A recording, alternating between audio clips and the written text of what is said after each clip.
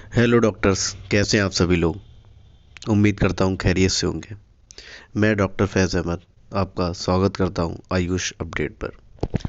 दोस्तों, हम बात कर रहे थे जो उत्तर प्रदेश में आयुष मेडिकल ऑफिसर की वैकेंसीज निकली हुई हैं, उसमें हर ज़िले का अलग अलग डेट पर विज्ञापन प्रकाशित हो रहा है। ठीक है, तो आप आवेदन करने के लिए अलग अलग डेट आ रही हैं।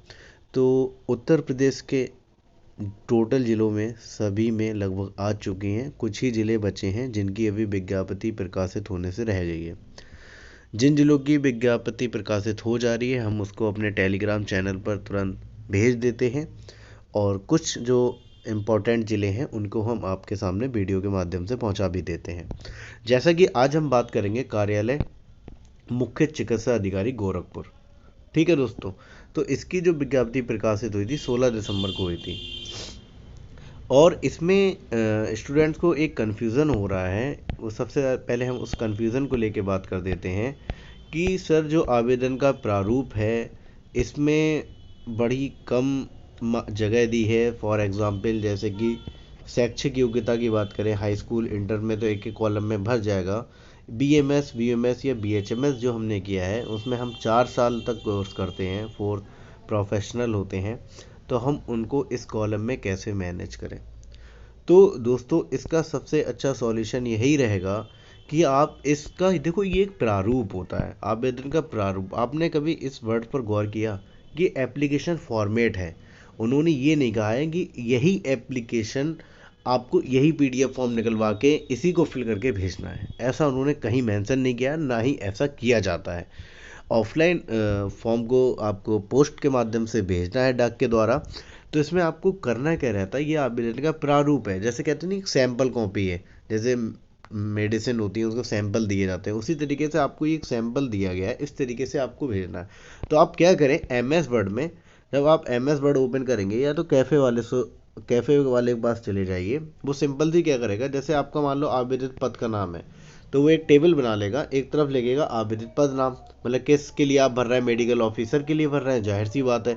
फिर आवेदित कार्यक्रम का नाम, मेन स्ट्रीम में भर रहे हैं या आरबीएसके के लिए फॉर्म फिल कर रहे हैं।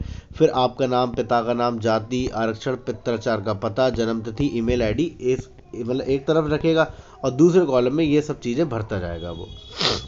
इसके बाद आपको क्या करना है, जो आपने यूपी में रजिस्ट्रेशन कराया था वो आपको यहाँ पे भर देनी है।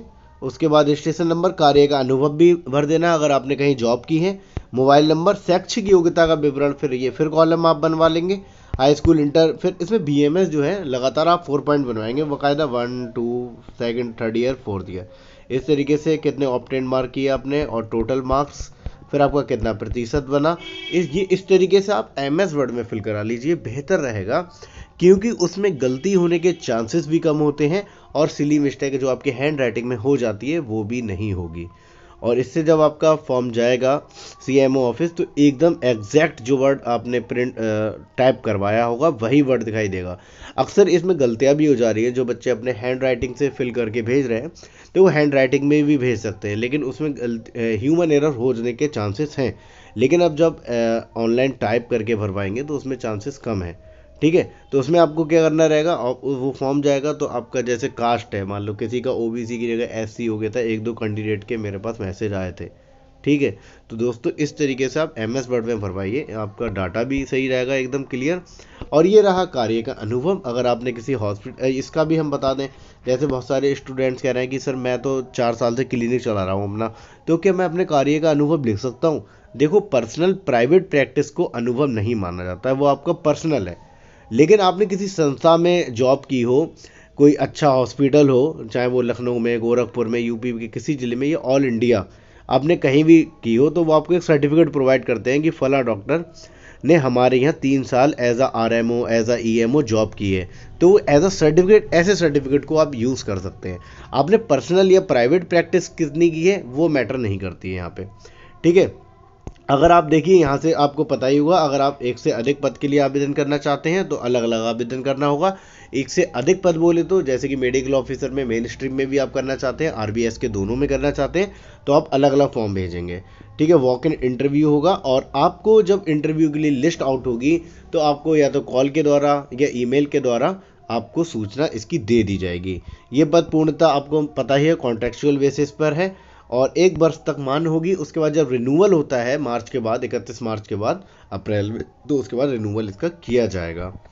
और इसमें कोई भी मानदेय, कोई भी डीए, एचआरए वगैरह नहीं मिलेंगे। इच्छुक अभ्यर्थी की मैक्सिमम एज जो है 62 होनी चाहिए, इससे ऊपर नहीं होना चाहिए, कम का होना चाहिए। चयन प्रक्रिया में उत्तर प्रदेश शासन द्वारा लागू आरक्षण नीति का पालन किया जाएगा। उपरोक्त रिक्तियों की विस्तृत जानकारी एनआईसी गोरखपुर वेबसाइट पर उपलब्ध है, आप वहां से भी चेक कर सकते हैं। ठीक है दोस्तों, और बाकी अब हम बात करेंगे कि किसमें कितनी वैकेंसी हैं। जैसे कि आप मेन स्ट्रीमिंग ऑफ आयुष की बात करेंगे, टोटल पद हैं 9, जिसमें 1 ईडब्ल्यूएस, 7 एससी, 1 एसटी के लिए।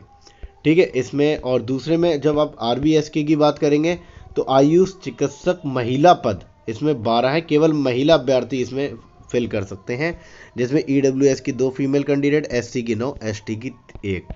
ठीक है, इसी तरीके से आप राष्ट्रीय बाल स्वास्थ्य कार्यक्रम नगरीय क्षेत्र जो अर्बन एरिया रहता है, ये वाला रूरल एरिया का था, ग्रामीण क्षेत्र हेतु, तो इसमें आपका रहेगा टोटल नंबर ऑफ जॉब जो है 6 है, महिला की 3 है और पुरुष के लिए 3 है।